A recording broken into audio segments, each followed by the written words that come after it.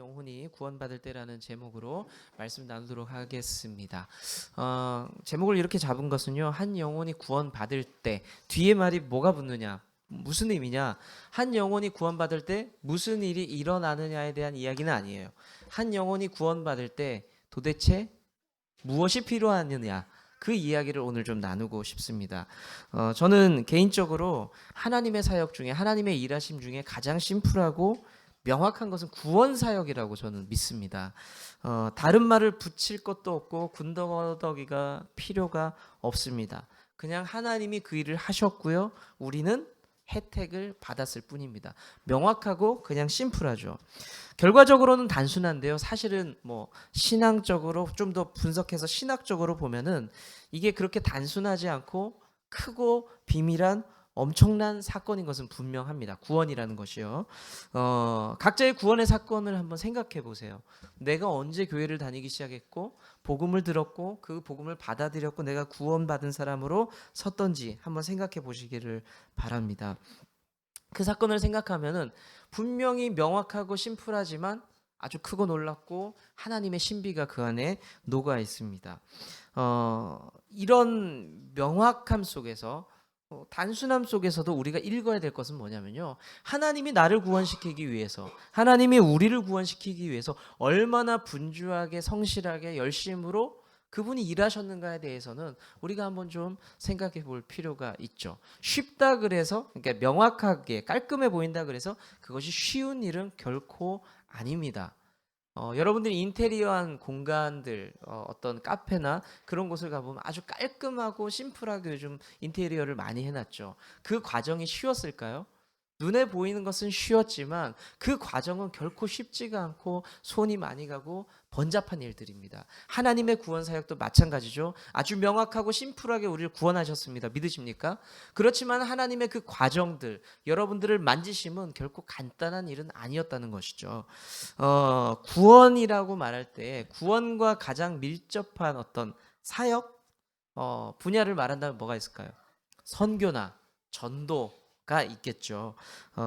사람들을 살려내는 그 전도는요, 선교는 다양한 모습으로 나타납니다. 길거리에서 외칠 수도 있겠죠.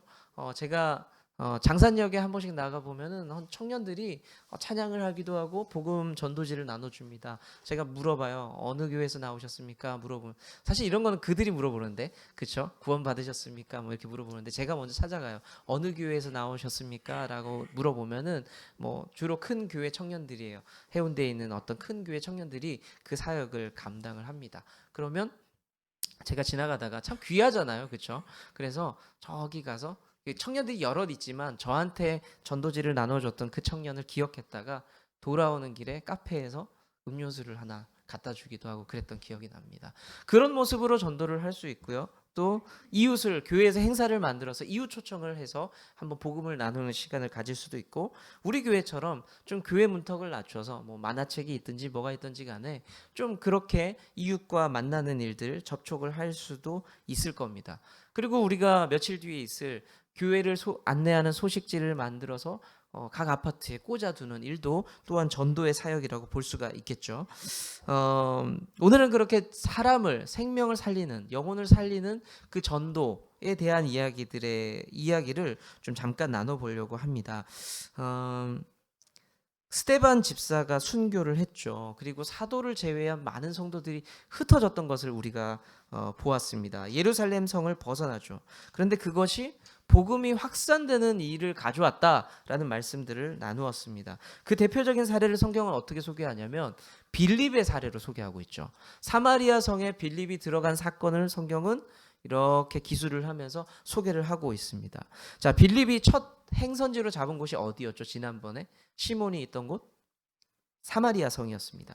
사마리아 성에서 하나님 나라와 그 복음, 예수 그리스도의 복음을 전하고, 그러고 나서 크고 놀라운 일들이 이루어졌다, 일어났다라고 성경은 말씀하고 있죠. 몇 구절을 보면서 한번 그 사실을 다시 한번 확인을 해보면 좋을 것 같아요. 사도행전 8장 5절과 6절의 말씀인데 한번 읽어보겠습니다. 시작.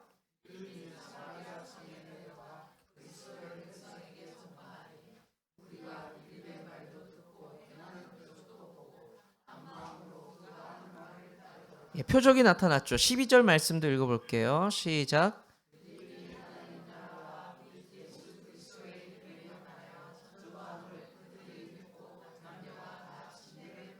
네, 성도가 나타나기 시작을 합니다. 자, 이제 성령의 인도하심을 받은 빌립이요, 사마리아 성을 나오는데 나와서 누군가를 만나요. 성경에는 그를 에디오피아 내관, 뭐 우리가 내관이라고 표현하니까 조선시대에 나오는 뭐 그 내시를 생각할 수도 있겠지만 사실은 내관은 굉장히 높은 직책의 고위 공직자였습니다.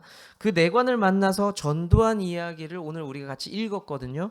오늘의 사건을 보면서 우리가 한 영혼이 구원받기 위해서 뭐가 필요하냐, 도대체 뭐가 필요하냐에 대해서 좀 살펴보려고 합니다. 왜 이 이야기를 나누냐면요, 우리는 누군가를 전도하고 싶고요, 누군가에게 주님을 전하고 싶어요. 가족이 됐든 친구가 됐든 이웃이 됐던 간에요. 그분들에게 복음을 전하기 위해서 과연 무엇이 필요하냐에 대해서 한번 생각해 봐야 돼요. 그래서 그것을 두고 우리를 기도해야 되겠죠. 아, 전도하기 위해서 이것이 필요하구나. 그러면 내가 그것을 위해서 기도하겠다라는 결단이 선다는 거죠. 오늘 그래서 전도하기 위해서 필요한 것이 뭐냐, 내가 기도할 것이 뭐냐에 대해서 잠시 살펴보려고 합니다. 첫 번째, 한 영혼이 구원받기 위해서 성령님의 인도하심이 필요합니다. 성령님의 인도하심. 전도 사역에 있어서요, 모든 사역이 그렇지만 전도 사역에 있어서, 선교 사역에 있어서 성령님의 일하심은 굉장히 절대적입니다. 왜 그러느냐? 빌립이 에디오피아 내관에게 복음을 전하는 그 과정을 한번 살펴보자고요. 그 과정을 살펴보면서 왜 중요한지를 한번 보도록 하겠습니다. 자, 사마리아 성에 있던 빌립이었습니다. 그런데 행선지를 정하지 못했어요. 이제 어디로 갈까? 빌립이 그것을 정하지를 못합니다. 그런데 주의 영이 임해서 주의 신이, 하나님의 사자가 그 길을 알려주세요. 그 길을 알려주십니다. 성령이시죠. 성령께서 알려주신 그 길을 가다 보니까 거기가 어디냐? 바로 광야였습니다. 광야. 오늘 본문에는 그것을 광야라고 표현되어 있습니다.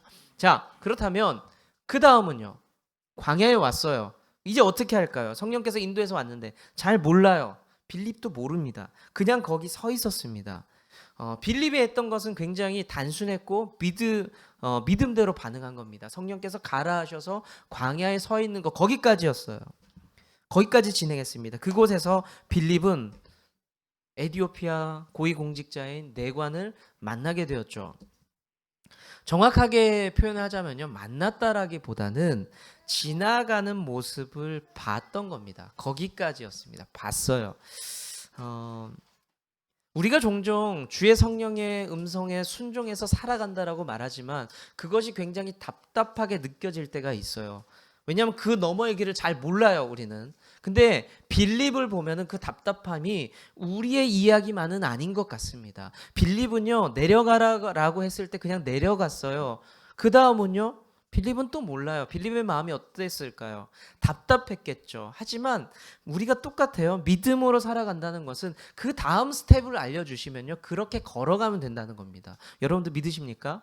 앞길을, 천리를, 만리를 내다보는 게 주의 성령에 순종하는 삶이 아니라는 거예요. 그냥 한 걸음, 두 걸음의 삶을 내다보면서 주께서 말씀하시면 그 길을 가면 되는 것, 그것이 우리가 할 수 있는 유일한 길이라는 거죠. 자, 29절을 보시면요, 광야에서 만난 그 내관에게 빌립이요, 아무것도 못해요.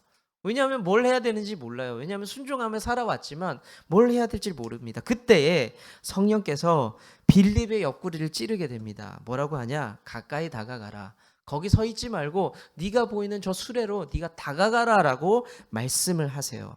29절의 말씀을 한번 같이 읽어볼까요? 그러면 시작. 이건 아닌 거, 잠깐만요. 그거 지나갔나? 다시 한번. 다음 한번 넘겨볼래요? 요거네요. 시작.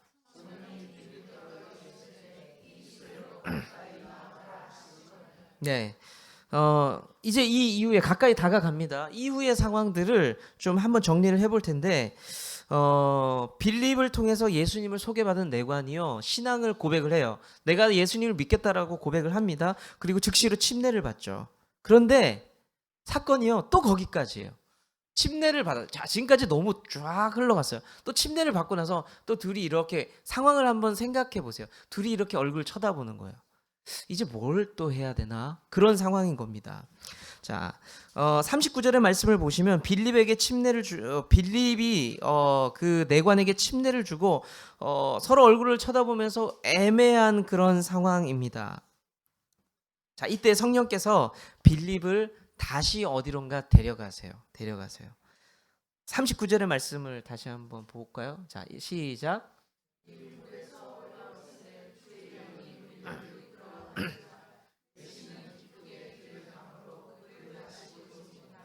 예, 침례를 주고 나서, 그러니까 두 사람이 물에서 올라왔다. 여러분들, 그래서 제가 침례라는 것을 설명해 드렸던 거예요. 성경에 보면은 침례 사건은 이후에는 여지없이 물에서 나와요. 이게 물을 뿌린 게 아니라 물에 들어갔기 때문에 이렇게 올라왔다. 그렇게 생각하시면 돼요. 자, 둘이 물에서 올라옵니다. 그러고 나서 잠깐 쉼표예요. 그리고 어떻게 해요? 주의 영이, 성령이 빌립을, 애매하게 서 있는 빌립을 다시 끌고 가게 됩니다. 그 사건을 기록을 하고 있습니다. 자, 지금 우리가 한 사람의 구원의 사건을 집중해서 보고 있는데 그 길을 누가 계속해서 인도하고 계세요? 누가 계속 강조하고 있네. 성령님입니다. 성령님께서 갈 길을 분명히 가르쳐 주셨고요. 무엇을 해야 될지를 알려주셨고, 그런 분입니다. 우리의 길을 인도하시는 분이십니다. 전도 사역에서도 마찬가지죠. 성령님께서 가르쳐 주지 않는다면 전도나 선교는 너무나 고된 길이라는 겁니다. 어렵습니다. 우리가 전도하면서 가장 먼저 기도하고 구해야 될 것이 분명하게 나왔죠. 뭐죠? 성령의 인도하심. 이것은 전도에 제한되는 부분만은 아니죠. 우리가 모든 앞길을 걸어가면서 주님 앞에 구해야 될 것, 삶의 고난과 어려움 속에서 구해야 될 것, 성령의 인도하심. 주님, 내 길을 좀 보여주세요. 자, 성령의 인도하심을 구한다는 것은 다른 말로는 이거죠. 내 힘을 빼고 말씀에 귀 기울이고 순종하겠다라는 겁니다. 순종하겠다. 한 영혼이 구원받을 때 필요한 게 뭐라고요? 성령의 간섭하심, 성령의 개입이십니다. 여러분들 반드시 그것을 기억하시길 바랍니다. 자, 두 번째, 한 영혼이 구원받기 위해서 필요한 것 두 번째는 하나님의 타이밍이에요. 타이밍. 하나님의 때입니다. 그 타이밍. 사마리아 성에서 갑자기 성령께서 빌립을 광야로 몰아내셨습니다. 몰아내셨어요. 그때 마침 그 길을 에디오피아 내관이 지나가고 있었던 거예요. 자, 그런데 마침 그 지나가는 그 내관이 누구였냐면 유대교 신자였어요. 이방인이었지만 유대교 신자였어요. 성경을 알고 하나님을 아는 사람이었죠. 그래서 이방인 신자는 분명히 당시에 있었습니다. 오리지널 유대인들만, 전통 유대인들만 하나님을 알았던 것이 아니라 이방인 중에서도 하나님을 아는 사람이 있었어요. 그래서 하나님을 예배했던 그 성전에도 한 공간이 이방인들에게 주어집니다. 이방인의 뜰이라는 것이 주어져요. 그러니까 이방인들이 예배할 수 있는 공간이 분명히 배려가 되어 있었습니다. 여하튼 빌립이 성령님의 인도하심으로 이방인 신자를 만나게 됩니다. 그냥 신자가 아니었어요. 마차를 타고 오가면서 말씀을 보는 신실하고 성실한 신자였다라는 거죠. 유대교 신자였습니다. 자, 제가 이런 표현을 계속 강조를 했어요. 그때 마침, 어떻게 마침 그때, 이런 표현을 썼어요. 이 말씀을 왜 드렸냐면요, 모든 순간을 우연이라고 넘기기에는 상황이 좀 그렇다는 거죠. 상황이. 성령께서 이끌어 주셔서 그때 마침 서 있었더니 그 사람이 지나갔고, 때마침 만난 그 사람이 신실한 말씀을 보는 유대교 신자였다는 거죠. 이 모두가 우리가 신앙으로 고백하기는 뭐죠? 한 놀라운 디자이너가 그 일을 계획한 거예요. 계획한 겁니다. 바로 하나님의 타이밍에 대해서 우리가 이것을 보면서 읽어낼 수 있어야 됩니다. 여러분들이 예수님을 믿었을 때 어땠어요? 한번 생각해 보세요. 내가 예수님을 처음 믿었을 때, 그리고 내가 신앙이 막 자라나기 시작했을 그때에, 그리고 반대로 여러분들의 신앙이 조금 흔들리기 시작할 때, 또 그것을 극복하면서 신앙이 견고해지기 시작할 때, 그 상황들이 어땠었습니까? 그 모든 상황 가운데서 하나님은 역시나 동일하게 성실하게 일하고 계셨다는 것을 여러분 믿으시길 바랍니다. 네. 그 모두가 하나님의 오묘한 그런 타이밍, 시간이었던 것이죠. 제가 이곳에 개척을 준비할 때요, 개인적으로 조금 조급한 마음이 있었습니다. 뭐 생각보다 제가 생각했던 시기들이 있었는데 그 시기보다 계속해서 밀렸어요. 계속 밀렸습니다. 한 2년 정도를 기다렸는데 그 2년 동안을 기다리면서 뭐 그냥 기다린 건 아니었어요. 이유가 있었죠. 뭐 사역했던 그 전에 사역했던 교회 상황이나 어떤 뭐 누군가를 상황들을 배려하면서 기다렸지만 사실 그게 뭐 쉬운 시간은 아니었습니다. 하나님 왜 빨리 이렇게 상황들을 열어주지 않을까라는 그런 고민들이 있었어요. 나는 저 땅을 본 지가 벌써 3년인데 왜 하나님 이렇게 좀 저를 답답하게 하십니까? 라는 그런 마음이 있었죠. 그때도 알고 지냈던 우리 세림 집사님은 뭐 그 과정들을 아셨으니까 제가 좀 답답하고 힘들었던 시간들에 대한 나눔들이 좀 있었어요, 사실은. 근데 그 시간들을 잘 지내고 지금 왔어요. 그런 지금 고백하는 것은, 제가 믿음으로 고백하고 선언하는 것은 지금이 가장 좋은 하나님의 때라는 거죠. 지금이 가장. 그때 제가 계획하고 준비했던 것들이 분명히 있었고 마음의 조급함이 있었지만 그 시간이 지나 보니까 지금 이 시간이, 지금 이 때가 가장 좋은 하나님의 때라는 것입니다. 지금 당장 어렵고 힘들 수도 있어요. 그리고 반대로 꽃길과 같은 평안의 길일 수도 있겠죠. 어떤 길을 걸어가는지 모르겠습니다, 여러분들의 인생이. 그렇지만 여러분들이 마음 가운데 믿음으로 고백하고 선포할 것은 지금이 하나님의 때다. 지금이 하나님의 때다. 그것이 어려울지라도, 그것이 수월할지라도, 그것이 갑갑할지라도 지금이 하나님이 일하시는 하나님의 때다라는 것을 여러분들 믿음으로 받아들이시길 바랍니다. 다시 오늘 현장으로 가볼게요. 전도사역에서 이렇게 하나님의 적절한 타이밍, 시기가 있어야 되죠. 많은 전도팀이 나갈 때 기도하면서 뭐라고 기도하냐면 하나님 들을 자를 예비해 주세요라고 하죠. 들을 귀 있는 자들을 예비하게 해주세요. 우리가 그렇게 기도하지 않습니다. 하나님 듣든지 말든지요. 이렇게 기도하지 않아요, 사실은. 우리는 전도하면서 하나님의 때를 구해야 됩니다. 하나님의 때가 지금이기 때문에 간절히 구하고 사모할 수 있어야 됩니다. 하나님의 준비하심, 그 타이밍이 그 타이밍을 마음껏 경험하면서 간증할 수 있는 저와 여러분 될 수 있기를 축복합니다. 네, 마지막 세 번째는요, 한 영혼이 구원받기 위해서 필요한 건 뭐냐면 준비된 한 영혼입니다. 준비된 한 영혼. 오늘 등장하는 그 내관은요, 준비된 사람이었습니다. 30절 이하의 말씀을 쭉 읽어보시면요, 그 전도사역의 주도권이 의외로 빌립에게 있는 게 아니에요. 빌립에게 있지 않고 묘한 상황을 봅니다. 묘한 상황. 왜 묘하냐면 지금 이 내관에게 그 주도권이 오히려 있는 것처럼 보입니다.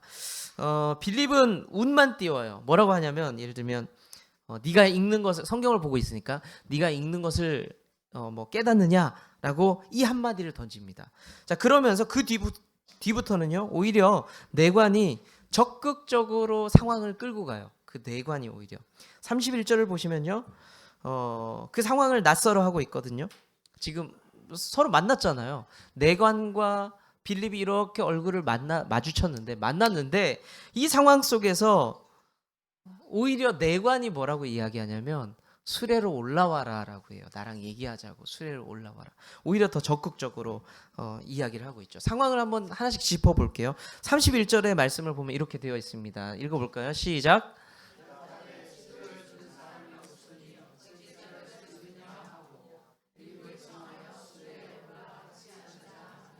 그 내관이 뭐라 그러냐면 읽는 것을 깨닫느냐라고 물었더니 내관이 하는 말이 가르쳐주는 사람이 내가 없어서 모르겠다. 자, 일로 올라와서 나랑 같이 얘기 좀 합시다 라고 이야기를 합니다. 자, 34절을 보시면요, 성경에 대한 질문도 굉장히 적극적입니다. 자, 읽어볼게요. 시작.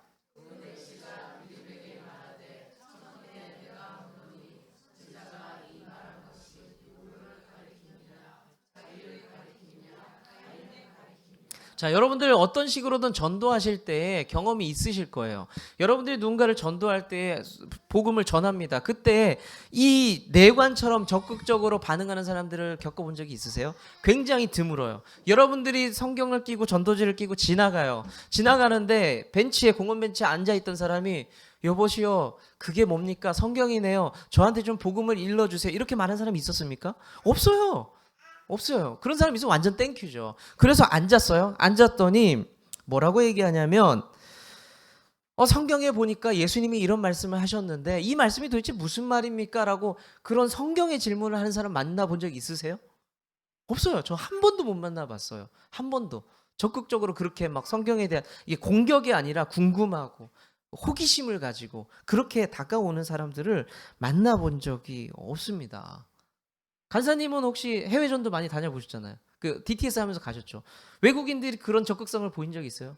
주의 복음을 내가 듣길 원하나이다 이런 거 없어요, 없어요. 아무리 찾아봐도 없어요. 자, 그런데 그 적극성이 더 어떻게 더 펼쳐지느냐? 36절의 말씀을 보시면요, 보통 세례를 받든지 침례를 받든지 그런 것들을 권할 때요, 누가 권해요? 보통은요, 목사님이 성경 공부를 인도한 목사님이나 리더들이 권하죠. 당신은 보니까 믿음이 있다. 그러니까 뭐 침례를 받아도 좋겠다라고 보통 권하지 않나요? 제가 침례 받은 지가 오래돼서 기억이 안 나나? 여러분들 어떻게 권함을 받았나요? 목사님들이 보통 세례 받으시죠, 침례 받으시죠, 이렇게 권했죠. 보통은 제가 받겠나이다라고 말씀하신 분 있어요. 제가 몰라서 지금 기억이 안 나서. 아, 장로님 역시 대단하죠. 자, 대부분은요, 여기 계신 분들처럼 권함을 받습니다. 그렇죠? 권함을 받습니다. 자, 그런데 이 내관이 뭐라고 얘기하냐면요, 자, 복음을 딱 들었어요. 예수님에 대해 듣자마자 본인이 이야기를 합니다. 자, 저기에 물도 있고 나는 예수님을 믿으니까 나는 이제 침례를 받으면 되는 거 아니에요? 라고 질문을 하죠. 제안을 합니다. 그 부분은 36절에 표준세번역 버전으로 한번 읽어볼게요. 시작.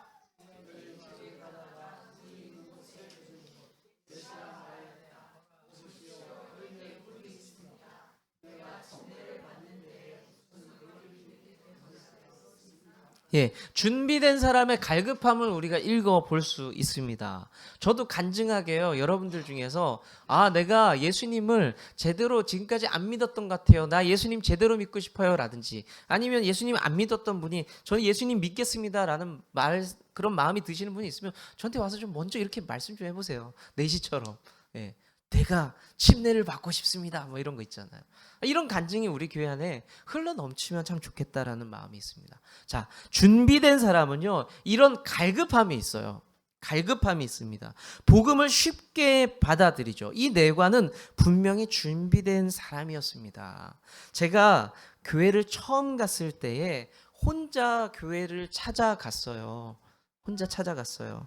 그래서 복음을 들었습니다. 전도사님한테. 그날 바로 영접을 했습니다. 참 제가 그때 상황을 보니까 그때 복음을 전하신 그 전도사님, 지금 목사님은 그게 일종의 간증이 되어 있어요. 한 학생이, 고등학생이, 스포츠머리 학생이 와서 내가 교회를 다녀보고 싶다라고 말을 했고 그 자리에서 복음을 전했더니 제가 믿겠습니다라고 말을 했죠. 오늘 상황이랑 굉장히 비슷하죠. 그래서 그 목사님은 저를 너무 좋게 기억해 주고 있으세요, 사실은. 자, 어찌됐든 당시에 그 제게 복음을 전해줬던 목사님은 그 이후에 벌써 몇 년이에요? 20년이 더 넘었잖아요. 그 이후에 그런 사람 하나도 없었대요. 저도 마찬가지예요. 저도 마찬가지예요. 지금까지 사역을 하면서 자기가 알아서 찾아와서 복음을 듣겠다라고 찾아오고 복음을 듣고 영접한 사람은요, 한 사람도 없었어요. 한 사람도 없었습니다.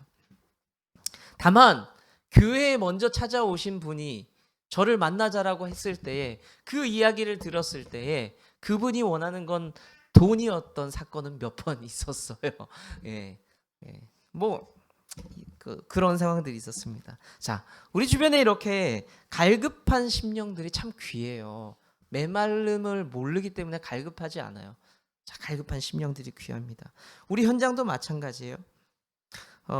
우리 지금 이 상황도 마찬가지예요. 지금 여기 계신 분들이 제 전도를 받으셨어요? 아니잖아요. 그렇지 않습니다. 저마다 환경과 상황에 따라서 고민과 갈등들도 있었고 여러 가지 상황들이 있었겠죠. 결국에는 우리 안에 각자가 가지고 있는 목마름들이 있었어요. 제가 다 사실 잘 모르거든요, 여러분들의 상황을. 그렇지만 여러분들이 가지고 있는 그 목마름이라는 게 있었습니다. 그 목마름이 있었기 때문에 여러분들은 어찌 됐든 간에 저와의 만남이 있었고요. 뭐 어떻게 해소가 조금씩이라도 되고 있는지 전 잘 모르겠지만 우리는 그렇게 만났다는 거. 우리가 복음을 전할 때 기도해야 될 게 뭔지 아세요? 그 목마른 심령을 만나게 해주세요. 목마른 심령. 하나님 앞에서 제가 목말랐던 것처럼 어떤 교회나 가정이나 환경 속에서 목말라서 이리저리 눈을 돌리면서 지금 식구들을 만났던 그 목말랐던 것이 우리 경험 가운데 있잖아요. 그것처럼 하나님 우리 가운데서 그 복음 앞에 목말라 있는 사람을 좀 만나게 해주세요라는 기도가 우리 안에 좀 필요하다는 것입니다. 저와 여러분이 목마른 그 심령들에게 좀 생수의 강물, 예수 그리스도의 복음을 증거할 수 있는 우리 교회가 될 수 있기를 축복합니다. 말씀을 좀 정리해 볼게요. 우리가 한 영혼이 주님께 오는 것은 정말 귀하고 어렵습니다. 많은 수고와 헌신을 해야 됩니다. 당장에는 실패할 확률도 너무 높죠. 복음 전해 보셨잖아요. 복음을 외부뿐만 아니라 우리 자녀들에게도 전해 보셨죠. 거절 많이 당해 보셨죠. 일종의 거절입니다. 네. 오늘 우리는 에디오피아 내관이 전도되는 그 현장을 보면서 무엇을 봤냐? 하나님의 간섭하심 그리고 하나님의 일하심을 확인을 했습니다. 빌립이 일한 게 뭐예요? 아주 작아요. 빌립이 일한 건 너무나 작습니다. 하나님이 움직이셨고 하나님이 다 하셨습니다. 저와 여러분은 그렇게 하나님의 일하심으로 만들어진 작품이죠. 우리가 이제 해야 될 건 뭘까요? 작아요. 빌립이 했던 것이 작은 것처럼 우리가 할 수 있는 것은 작습니다. 그렇지만 하나님께서 빌립이 있었던 그 현장에서 하셨던 것처럼 우리가 주의 복음을 현장에서 나눌 때에 하나님께서 그 놀라운 일들을 행하실 줄로 저는 믿습니다. 그 열매가 당장에 맺힐지 않을지도 모르겠죠. 하지만 그 열매는요, 분명히 어느 곳에서든지 어느 때이든지 하나님의 때에 그 타이밍에 나타날 줄로 믿습니다. 자녀에게 복음을 심어주세요. 그때는 우리가 알지 못하지만 그 열매는 맺어질 줄로 믿습니다. 우리 이웃들에게 복음을 전해주세요. 그 타이밍은 몰라요. 하지만 분명히 그 일들은 나타날 줄로 믿습니다. 안 하니까 안 일어나는 거예요. 자, 한 영혼이 구원받을 때 선명하게 보이는 하나님의 일들이 오늘 있었어요. 세 가지 나눴는데 무슨 일들이 있었느냐? 무엇이 필요하느냐? 첫 번째, 성령의 인도하심이 있을 때 우리는 그 일들이 나타났던 것을 보았습니다. 두 번째, 하나님의 그때에 하나님의 타이밍이 있을 때 그 일들이 나타났습니다. 세 번째, 준비된 한 영혼이 있을 때 그 일들이 나타납니다. 이 세 가지를 왜 오늘 말씀드렸냐면 이 세 가지가 우리에게 기도의 제목이 되어야 된다는 것이죠. 하나님, 성령께서 인도하시는 그 시간들을 보길 원합니다. 하나님께서 움직이시는 그 시간들을 보길 원합니다. 준비된 영혼을 제가 만나길 원합니다. 우리 이 세 가지가 기도의 제목이 되어야 될 줄로 믿습니다. 주님은 나무, 당신은 가지니 사랑의 열매 맺기에 주